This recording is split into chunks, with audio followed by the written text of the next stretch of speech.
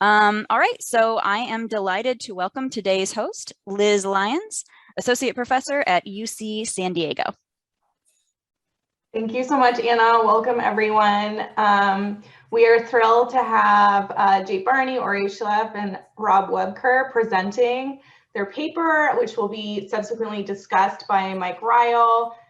So thank you all four of you for being here. For the audience, the paper is going to be presented for 25 minutes. If you have clarifying questions, please drop them in the chat and I will ask them on your behalf. And otherwise, following Mike's discussion, we will have an open Q&A. During that time, you can raise your hand to ask your question, or you can type your question into the chat. All right, so the floor is yours, presenters. All right, I'll be taking the lead on presenting. Let me share my screen. I think that is correct. Okay, is that working for everybody?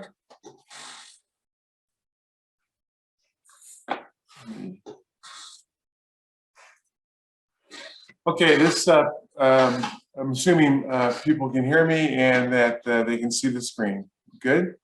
Looks good. Thank you. So this paper is called Heisenberg Effects in Experiments on Business Ideas. My co-authors are Orie Shelef and Rob Wuebker, has been introduced already. We're all at the University of Utah in the Entrepreneurship Strategy Department. It strikes all of us that conducting experiments in corporations, whether small or large, entrepreneurial or established, seems to be the latest managerial fad sweeping the nation. These are just a couple examples. Every startup is a grand experiment that attempts to answer the question, can we build a sustainable business around this set of products and services? This experiment is more than just theoretical inquiry. It is a first product. If it is successful, it allows a manager to get started.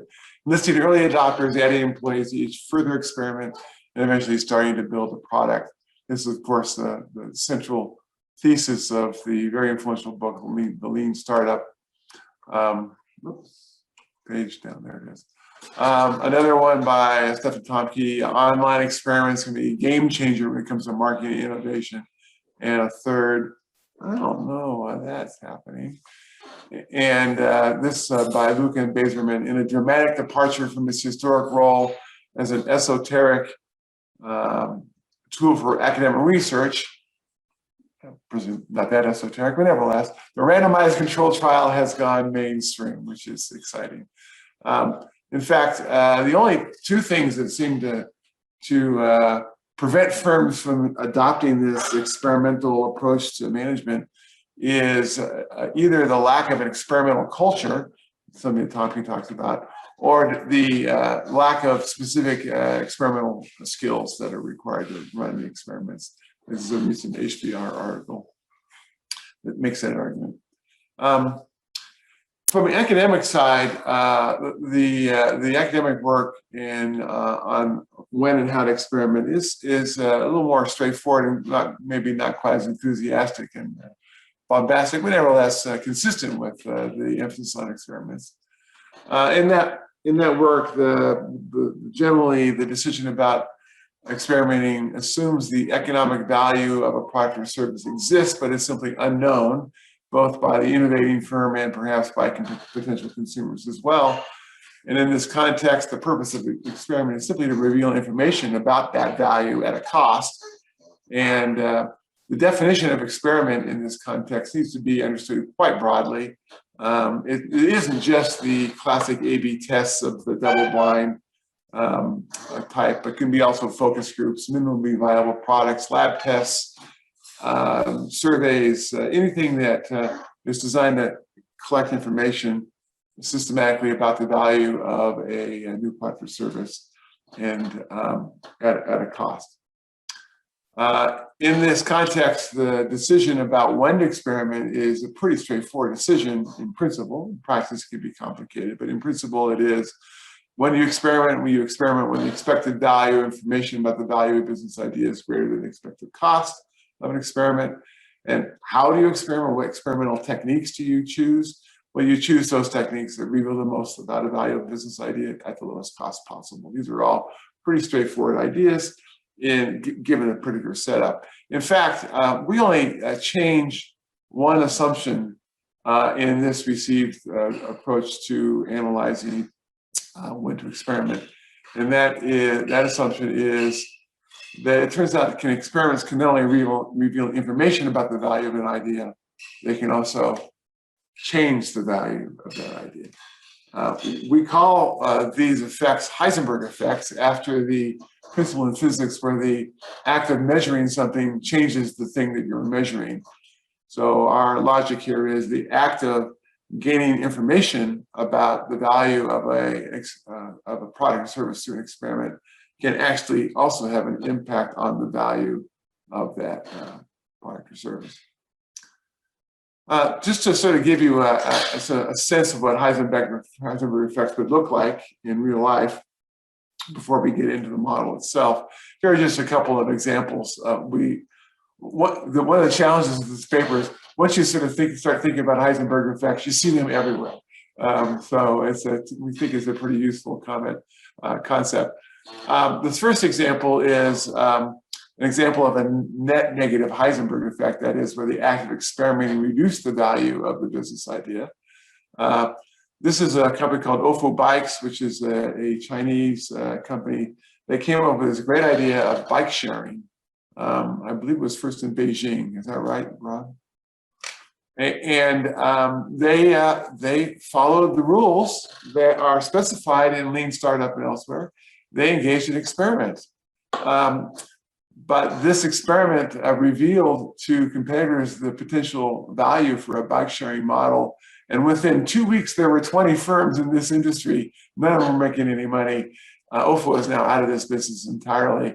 So the act of experimenting, they didn't enter into this market at scale. They entered in a small way. The act of experimenting essentially destroyed the market in a very simple way, as an example of a negative net Heisenberg effect.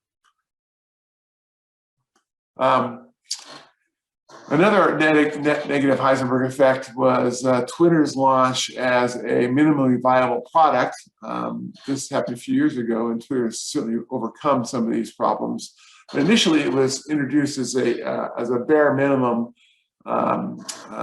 technology that didn't have a lot of features that later became important.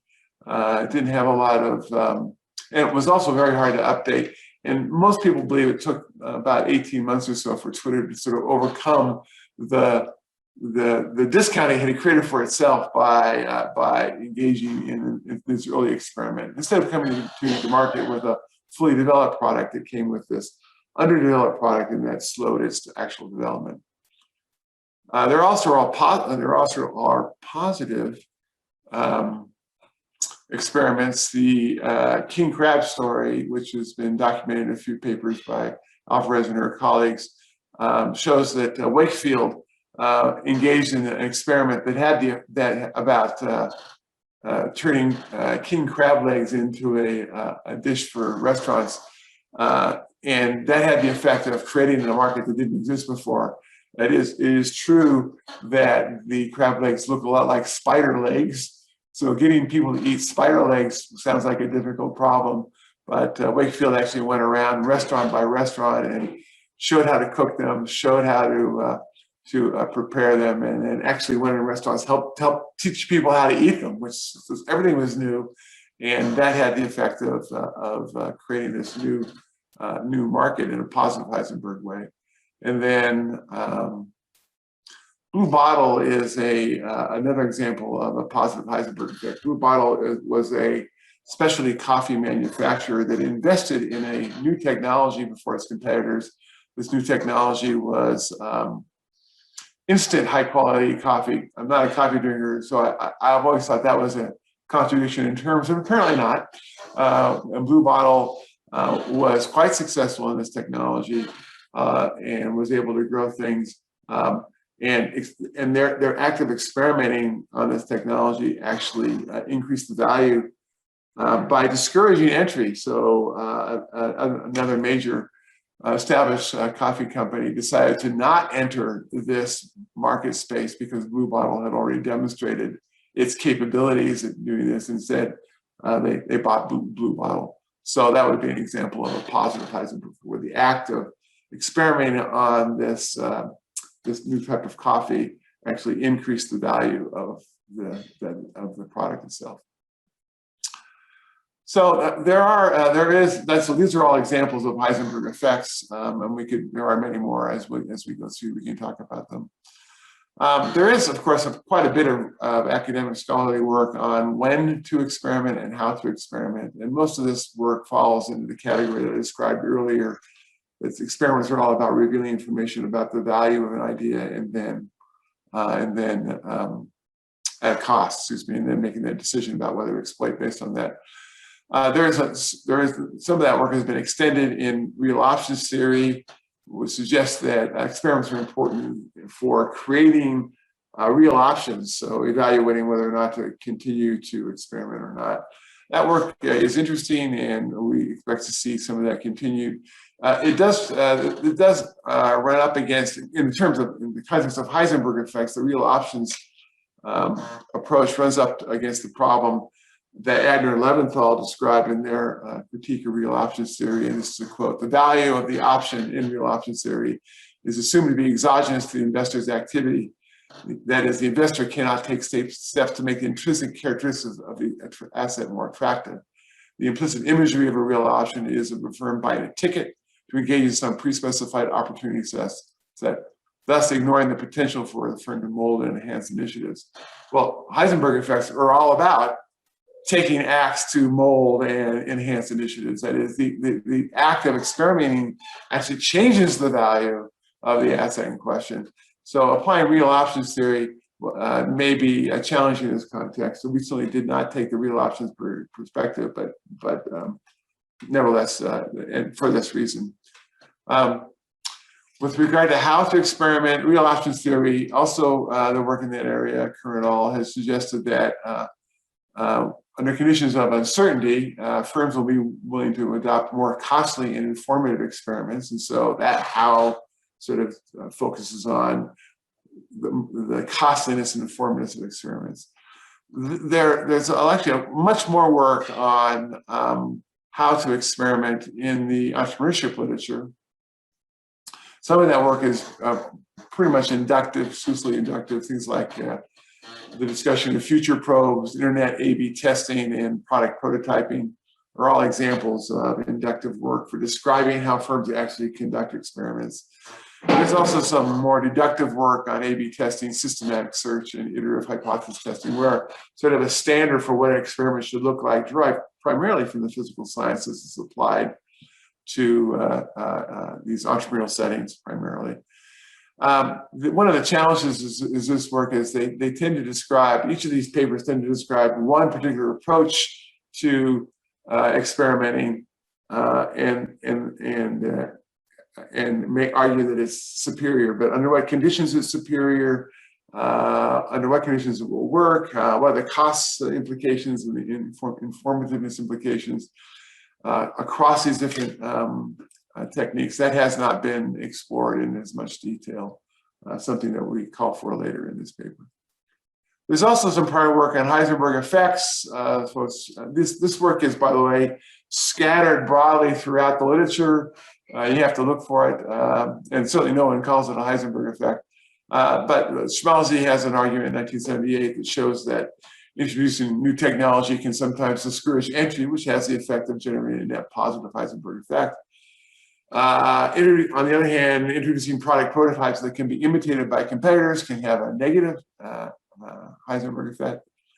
Assembling resources needed to conduct an experiment that are also useful in helping to implement a business idea, that's an example of a positive Heisenberg effect. But that can also get you stuck in areas where the skills needed to implement are not the same as the skills needed to do the experiment. That would be a negative Heisenberg effect. These are just some examples of how the act of experimenting can change the value of the business idea upon which you're experimenting. So with that background, we have a formal model that's been developed. And I just want to, as with all formal models, I won't go through all the details here of the math, but just to give you a sense of it, the model does recognize that informativeness and cost are important in deciding when and how to experiment. So we're not abandoning the prior literature. We do, however, add the net Heisenberg effects. Heisenberg effects can be positive or negative, and the same act can have both positive implications and negative implications for the value of a product or service that's being experimented on. So our model uses net of those effects, and we call that the net Heisenberg effects. It's going to turn out that one of the critical variables about explaining how net Heisenberg effects have an impact on experimental decisions is how actors who have a business idea, what their beliefs about the quality of their business idea are. That's theta in our model. And theta, we'll be talking about that a fair amount. So, and then finally, decisions about how to experiment also depend on the marginal cost of improving an experiment's informativeness and Heisenberg effects. That's C, P, and C sub H. And there's some other parameters, obviously, in the model, but those are the ones that really sort of drive most of what we end up talking about. So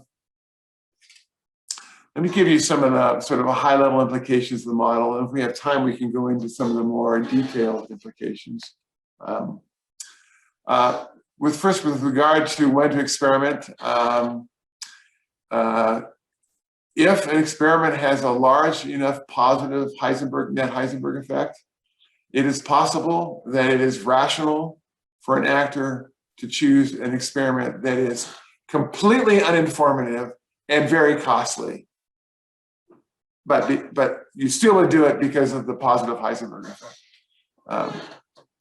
Again, some of the examples that we have in the past that we've given already are examples of that. It's also possible, if you have a large negative net Heisenberg effect, that actors will choose to not engage in an experiment that is extremely informative and even free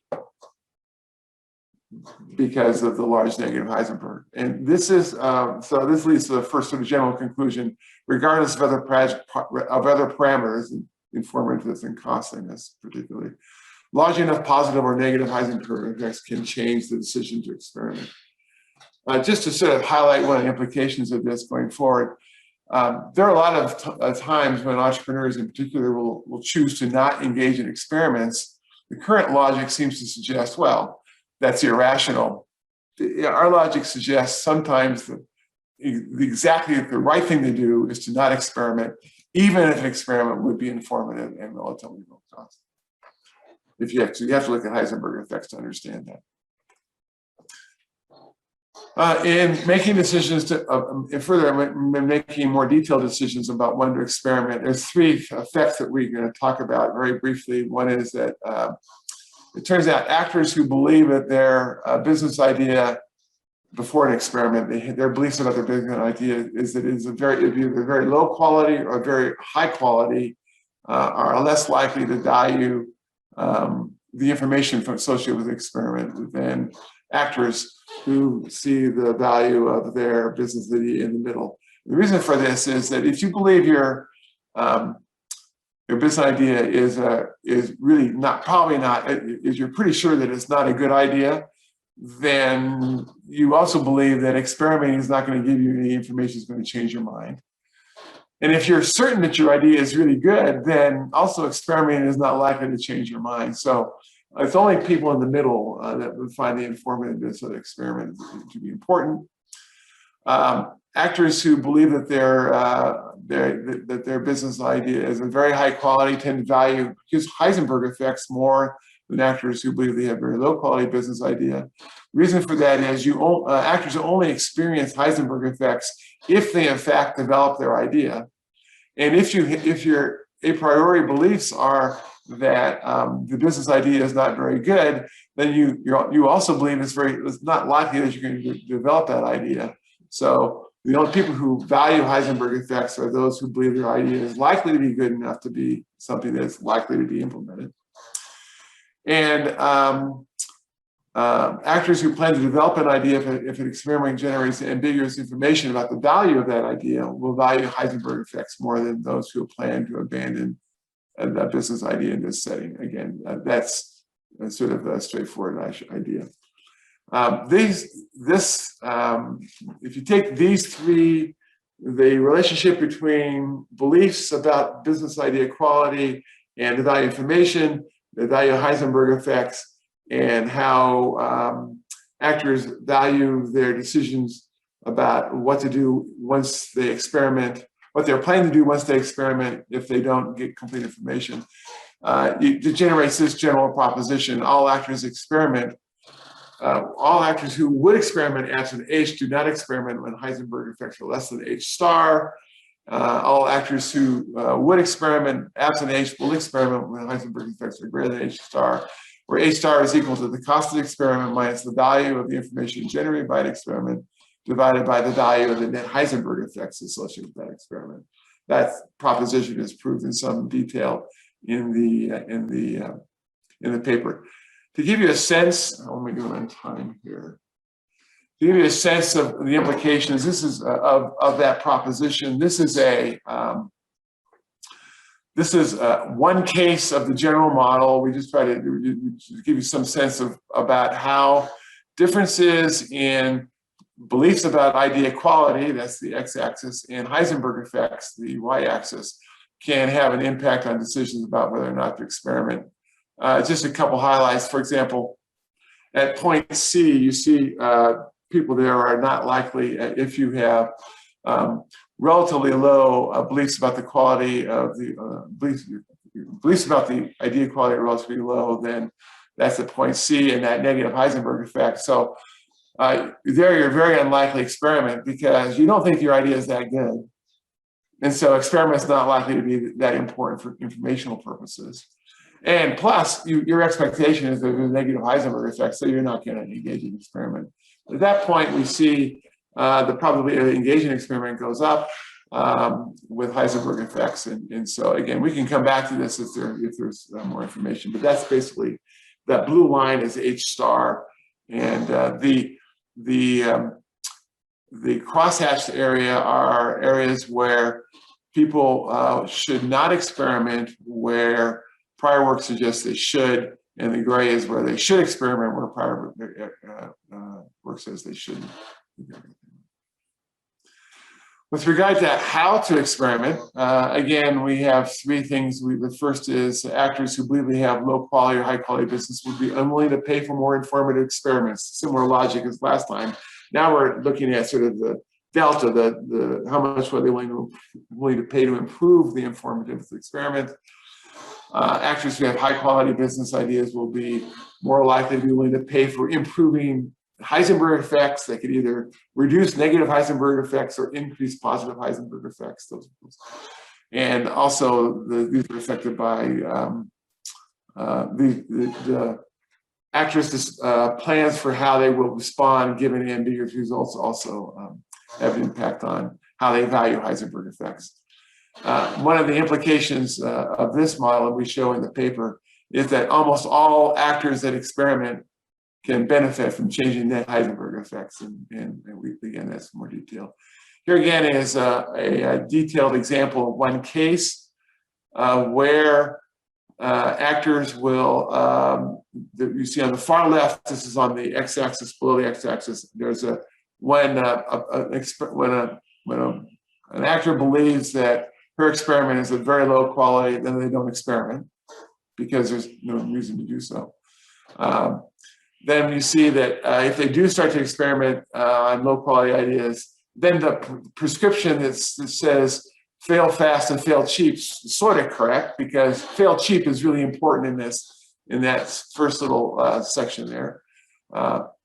Then as the quality of the idea, beliefs about the idea go up, we see information becoming more valuable. Then after idea quality goes up high enough, remember, it's no longer quite as valuable, then Heisenberg effects become more important. And they're still important earlier on, but they're most important in that context. And then for the most valuable ideas, you don't experiment. So the general conclusion from the paper at the highest level is that actors will almost always be better at including potential Heisenberg effects in deciding when and how to experiment. The only exception is that generalization. are when actors believe that their business idea is either really bad or really good. But for everyone else, you need to think about, are there Heisenberg effects? Are they positive or are they negative?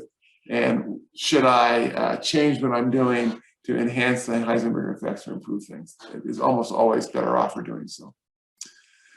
So the paper has a whole bunch of limitations and extension. The model assumes rationality, for example, and that's useful for a first model. But it's also very, very reasonable to expect that actors, especially entrepreneurs, will have non-rational beliefs about the quality of their business ideas, which will expect their experimental decisions. The model is very flexible. We could extend it pretty easily to say what happens in that setting. And basically, if actors all believe that their ideas are better than they actually are, then they end up experimenting more than they probably should. That would be one thing that we would predict. The model assumes one-shot experiments, but of course, experiments can be implemented in stages. The model doesn't deal with that at this point. It makes the assumption that informativeness and Heisenberg effects are independent of each other. There may be examples where that's not true. That's not explored yet in the model. One of the biggest problems we have is with the prior literature on how to experiment is that there's a lot of very informative work, but each examines an experimental technique in isolation, arguing for the superior capacities of that particular experimental technique. What really needs to be done is we need some comparative analysis that allows us to look at the informativeness, cost, and Heisenberg effects of these different techniques. And that seems to be an important next step, theoretically, empirically. We could add stakeholders to the model. It changes things a little bit, or could change things a little bit. Another interesting idea is the model makes the assumption, as a lot of this work does up to this point, that firms are sort of stuck with the experimental capabilities that they have. There could actually be a market for trading business ideas to firms that have the experimental capabilities necessary to pull those business ideas. That could have some interesting implications for the research as well. So from a practical point of view, this is SMS. So first, experimenting is not always a good idea. Sorry, guys. I know it would be easy if that was always true. Choosing a cheaper experiment is not always better than choosing a more expensive experiment. Choosing a more informative experiment is not always better than choosing a less informative experiment. And choosing an experiment with better Heisenberg effects is not always better than choosing one with fewer Heisenberg effects or less quality Heisenberg effects. So in the end, the good news is it turns out that the decision to experiment is in fact a deeply strategic question, not a simple little algorithm that you always experiment, but there are times when you do, times you don't. And all those can have an impact on a firm's performance. All right, that completes my presentation. So thank you very much.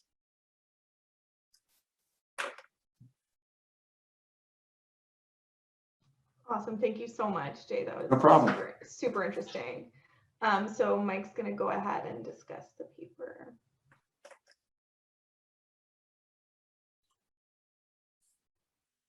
Can you hear me okay?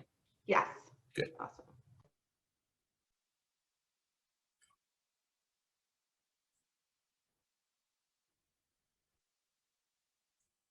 Okay, so let me just start off by saying that I really like this paper a lot, in particular the idea. So the idea is one that, apparently some people have thought about a little bit from time to time in various literatures.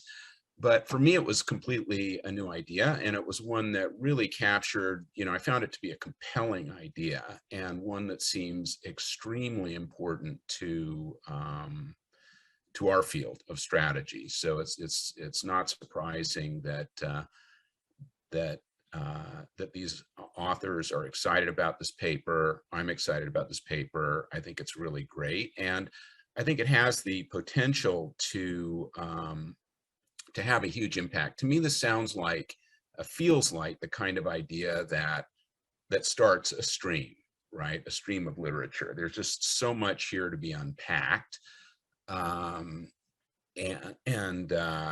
You know, you could imagine empirical work and all kinds of things. So this is just fantastic. So let me just start with sort of, you know, want to see this paper published, and thanks for pulling it together, guys. So what I'm going to do is, I don't have a lot of time. I just want to sort of focus on two things that I think are important as I read the paper, that you know, sort of offered in the spirit of, I'd like to see this be a foundational paper. I'd like to see it begin a stream of work, and sort of these are ideas that I hope will sort of be helpful in that sense. And just to tell you what the two ideas are, and then I'll go into them in greater detail.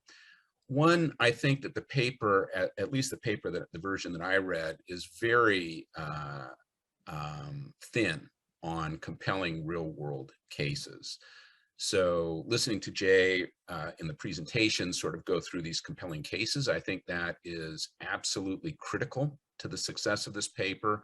I think there needs to be a lot more of that in the paper. And I think that the cases that are chosen really need to highlight what is a Heisenberg effect and what is not a Heisenberg effect. So I'll come back to that in a second.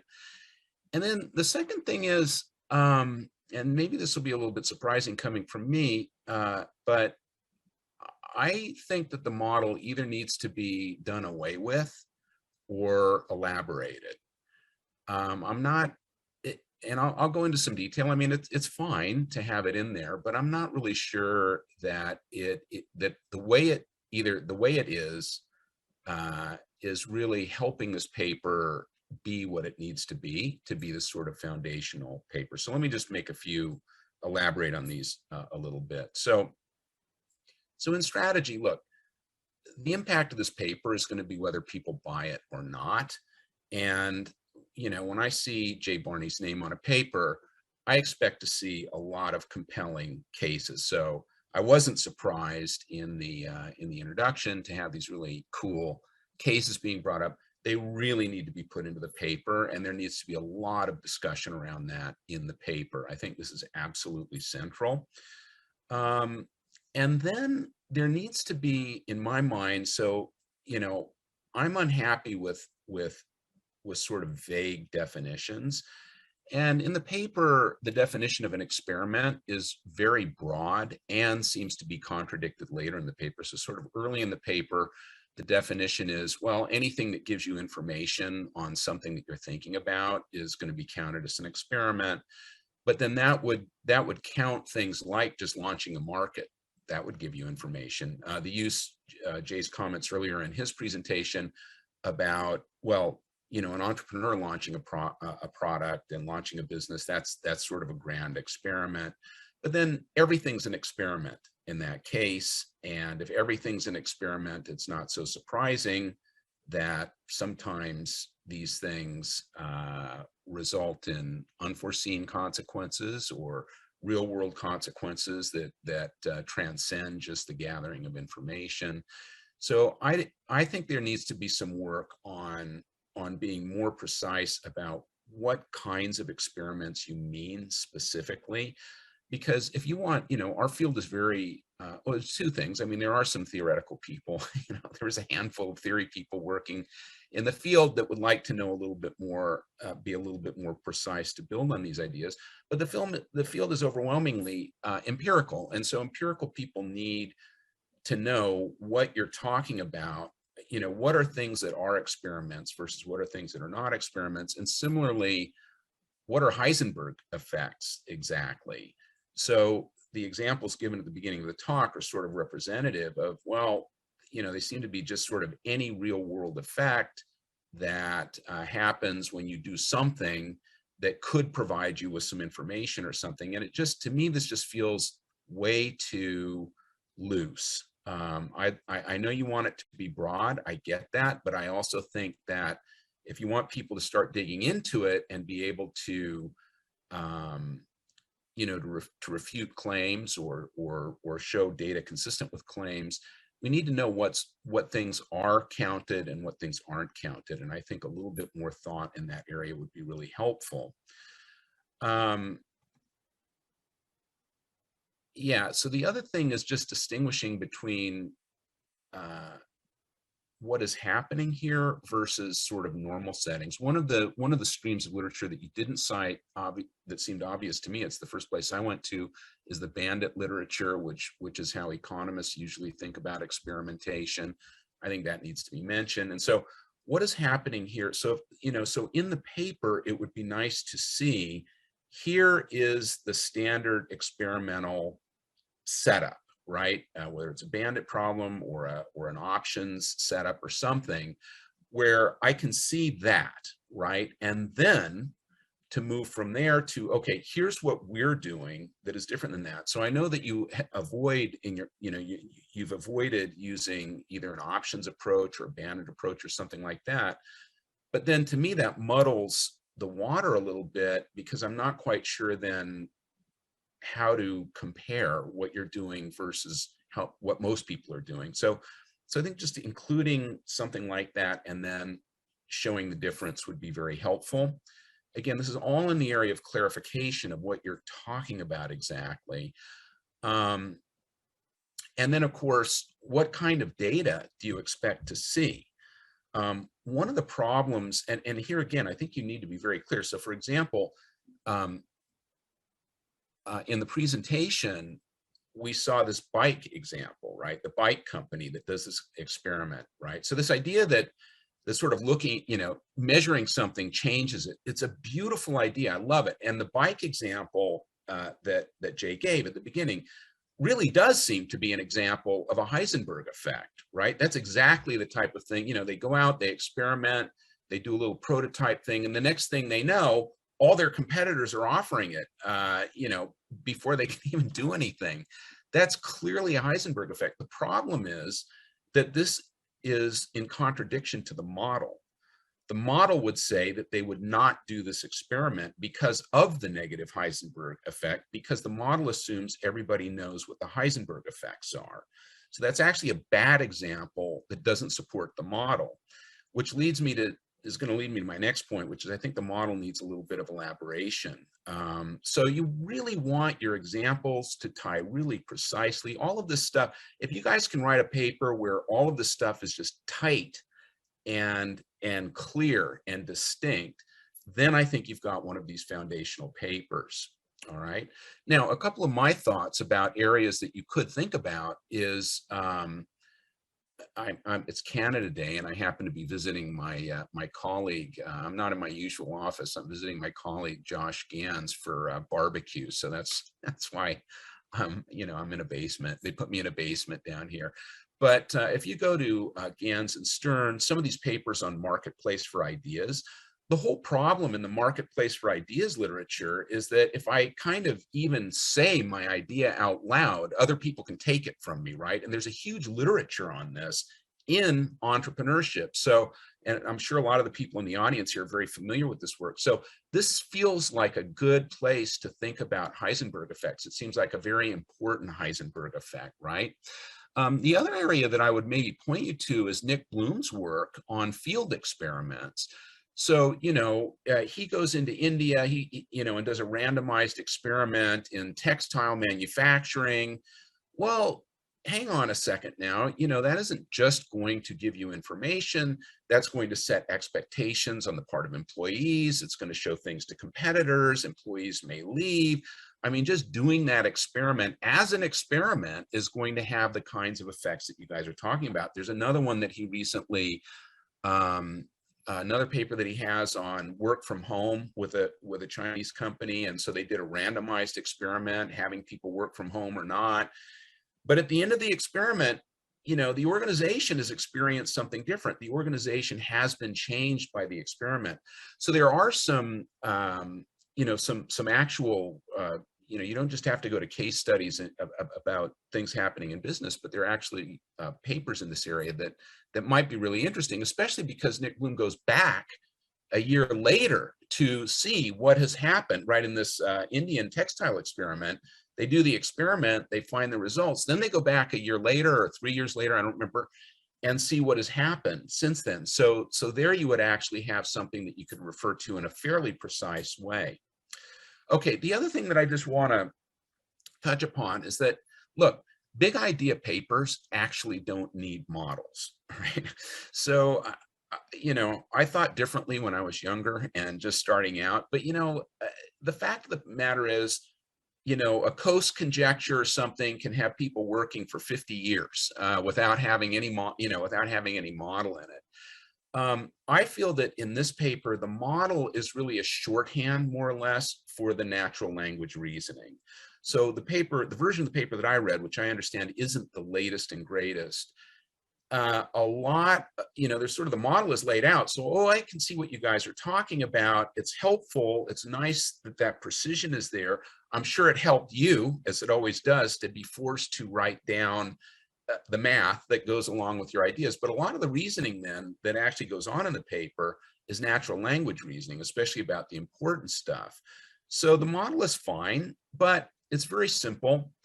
The Heisenberg effect is just a parameter that just gets thrown into the model, and baking in the parameter just is question begging. I mean, you know, where does this come from? When do I know it? Why would I know it? And sure, are these results, you know, so a proposition that says, oh, look, an experiment where the marginal cost of doing the experiment is low and the informativeness is high, so it's a low cost experiment. But look, if you've got this big negative Heisenberg effect, you won't do it. Well, if anyone came to you and said, look, I'm only looking at the marginal cost of the experiment and not counting the negative Heisenberg effect as a cost, you tell them they weren't thinking about it properly, right? The Heisenberg effect is a cost in that case, or a positive one is a benefit in that case. So you want to be a little bit careful here. The main thing is, to me, and again, the model is fine. I mean, it's okay. I think that by making it mainly a modeling paper, in some sense that gives you a certain structure of the paper that makes the paper all about the propositions that you can write, right? That's sort of what a modeling paper is. You write down the model and then you start deriving propositions. But this idea is so rich and so big that I wonder if making it a modeling paper isn't sort of putting it on narrow guide rails that make it less than what it could be, right? By forcing it into this modeling paper form. So, you know, I never thought that I would say that publicly, but you know, I have to be honest. So to me, there are a couple of solutions here. One is just, it's not really the one that I prefer, but you could just make this a natural language paper. You could put in all kinds of interesting examples. You could refer to the literature. You could use a lot of this sort of straightforward reasoning with natural language. It's still going to follow. And I think you make the paper big and about big ideas, right? That's going to have a big impact. What I would prefer to see is to build a model that actually transcends the verbal reasoning. And I'm not really sure that this model sort of transcends the verbal reasoning. And one way that you might do that is not to bake in the Heisenberg effect, but to have the Heisenberg effect arise within the model. So I could imagine you know, I mean, it doesn't have to be really complicated, but a game theoretic model, maybe a Cournot model, something with some competition in it, where the Heisenberg effect is something that arises within the model. And then that makes it interesting because then you're explaining the Heisenberg effect. Then you've got a model that says, well, look, you know, here are these primitives that you might be thinking about, you know, and maybe you even do this sort of model where you just take the H plugged into the model, but then you might say, well, look, you know, let's actually think about a model where this might arise endogenously as part of the equilibrium of the model. I think that would be really, really interesting, and making these competitive consequences sort of explicit, I think would be really interesting. The other one that you've mentioned is whether or not the experiment itself facilitates or impedes the moving on to the next stage.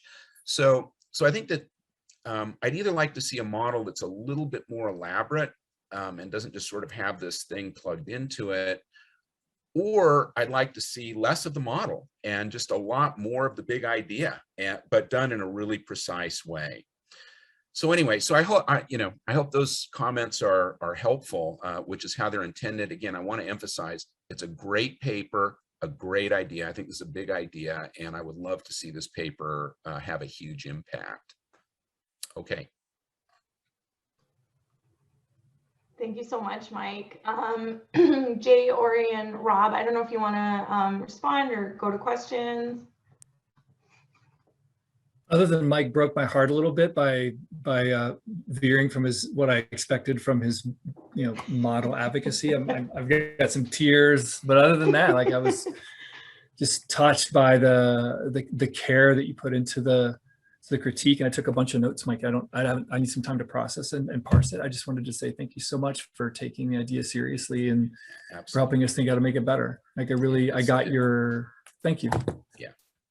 Thank you as well. I'm not saying thank you. I hate you, Mike. No, I'm kidding. No, you don't, Jay. You've loved me for 20 years. Come on. I know. It's true. It's true. It's true. Thank you. My inclination would be to get questions if we have them, and see if we can elaborate on anything. Great. I'm going to take, I guess, organizer's privilege and ask the first or comment, I guess. There were the two things that came to mind were both mentioned by Mike, but maybe I'll just like reiterate them.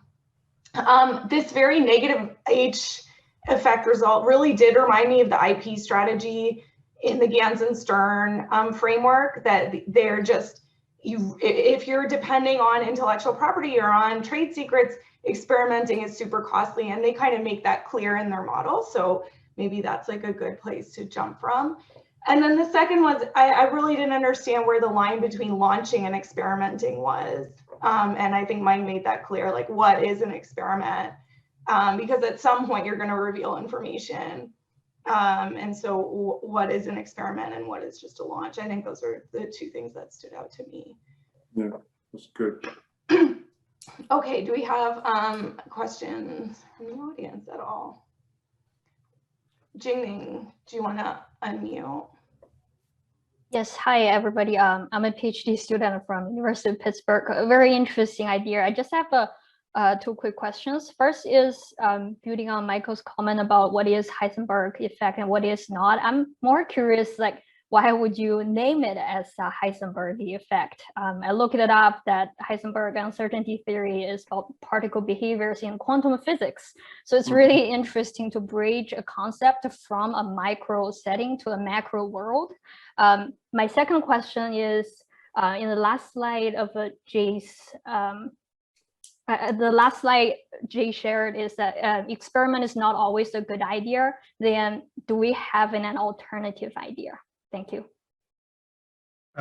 Maybe I could just sort of very briefly, I think we're sort of bastardizing physics. I hope there's no people who know physics better in the room, because there's, I guess, some debate. But the Heisenberg idea is just a mere idea that measuring something changes it. So you can't both measure it and leave it be and let it be. So that's sort of the idea there.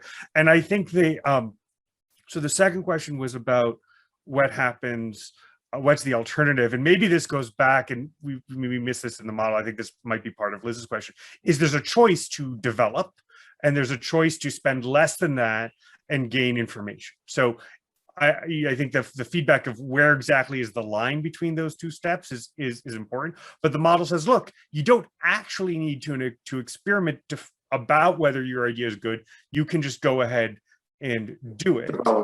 And develop directly. You might connect that to the idea of blitzscaling if you want to take sort of a real world idea, which is you can't start small, you got to go all in. Might be one idea to sort of connect those two. But I take the feedback that the line is sort of precise in the model, but fuzzy in the real world. Yeah, there are four options. There are four strategies that actors have in the paper. That is, they can abandon, they can experiment, they can plan to experiment and abandon, they can plan to experiment and develop, or they can develop directly. And you can choose among those.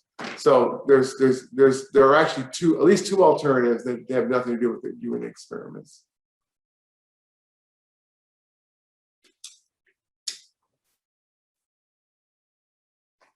Any other questions from the audience?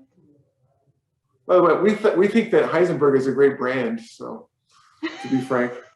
So, you know, this is a marketplace of ideas, and so it's nice to have a brand. So having a Heisenberg effect seemed like a pretty cool thing. So we're not drawing on the either the math or the logic of subparticle physics in the paper, but the notion is fun. I think it's a brilliant label. Yeah, Thank you. agreed. Okay, any other audience questions or comments? Okay, if you guys want to take some additional time to respond, feel free. I'll let my co-authors tell me otherwise. I was curious to say a little bit more about whether we should view Heisenberg effects as a cost, whether just thinking about them a cost, which is sort of the sort of straightforward place, is the right place, is sort of the difference between we get. Would that be a useful topic for me to take 2 minutes on? Sure. Yeah, right. Go ahead. I'm going to do that, and I'm going to share a screen, and we'll see if that works. If you all are now seeing the figure. Yes.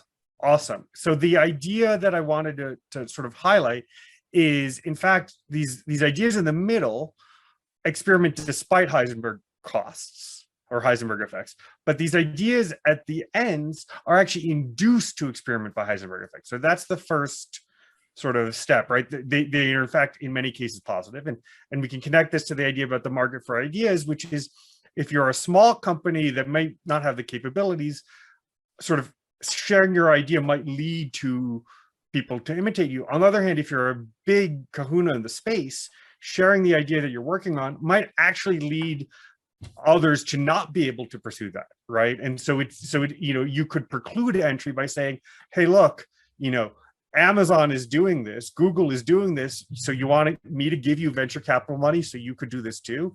It might actually make it harder for competitors to enter, depending on where you play. So we sort of do that and sort of think that these ideas could go both ways. The final thing I sort of just want to say is, as you head to the right and your idea is getting better, you're more confident that you're going to eventually develop it, you're more sensitive to Heisenberg effects in either direction. They're just more important to you if your idea is good, and they're less important to you in either direction if your idea is bad. And it shows up in this figure, which is on the right half, and you only need a relatively modest Heisenberg effect to cause you, if it's a negative effect, to cause you to not experiment if you would otherwise, or if you wouldn't otherwise experiment.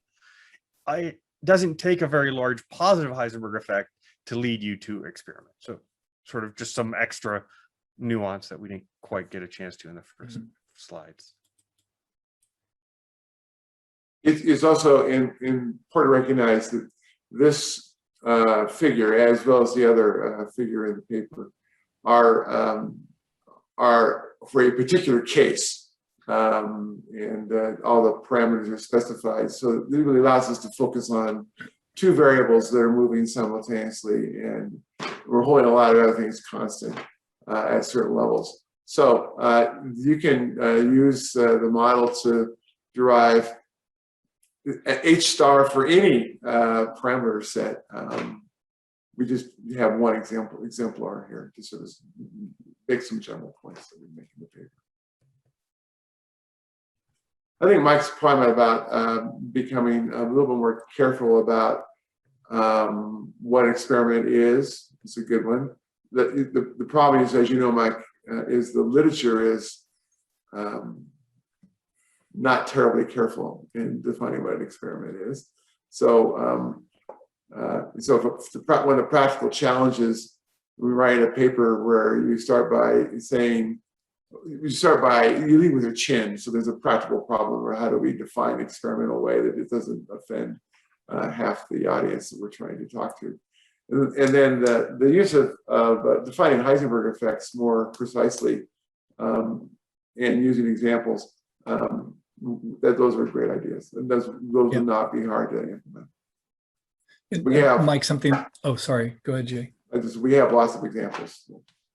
Something that I really enjoyed, I mean, there's a bunch to parse from your comments. The Bandit piece is both obvious in retrospect and out of left field for me, and sort of embarrassing that I didn't think about it as an alternative to real options to think about this stuff. And I look forward to talking with you more about that if we can make that happen. And that would be great.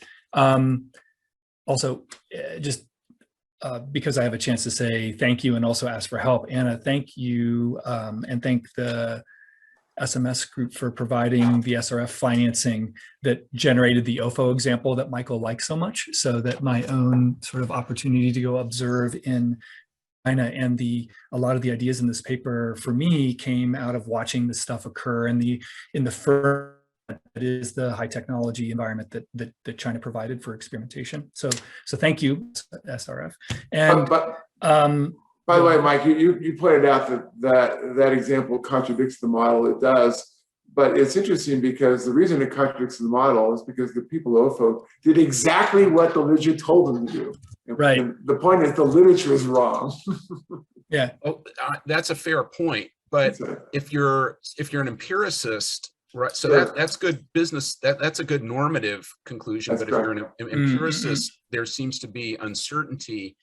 Or people with bad information or bounded rationality or something going on. So yeah, well, it is the case. We would expect, one of the reasons we added that discussion, brief discussion about irrational beliefs in the quality of your ideas. So there's some reason to believe that entrepreneurs are systematically irrationally overconfident about their ideas. Okay, and so I think, in fact, there's an entire paper that suggests that that it turns out people are in the middle. Our model says people are in the middle are going to experiment more than they should in terms of, but that says most of these people are rationally way overconfident.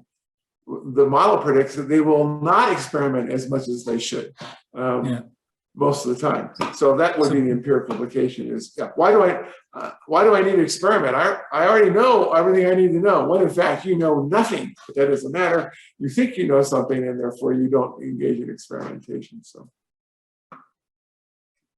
that would, I think, be the empirical prediction, but it's fine. Yep. Awesome. Okay, this is super interesting. I agree with Mike. I hope this becomes a foundational paper, and I expect it will. So thank you all. For the audience, our next session is July 15th. And so at the same time, we hope to see you then. Thank you, everyone. Thank you. Thank you so much. Bye. Good job. Appreciate it. Thank you. Thanks.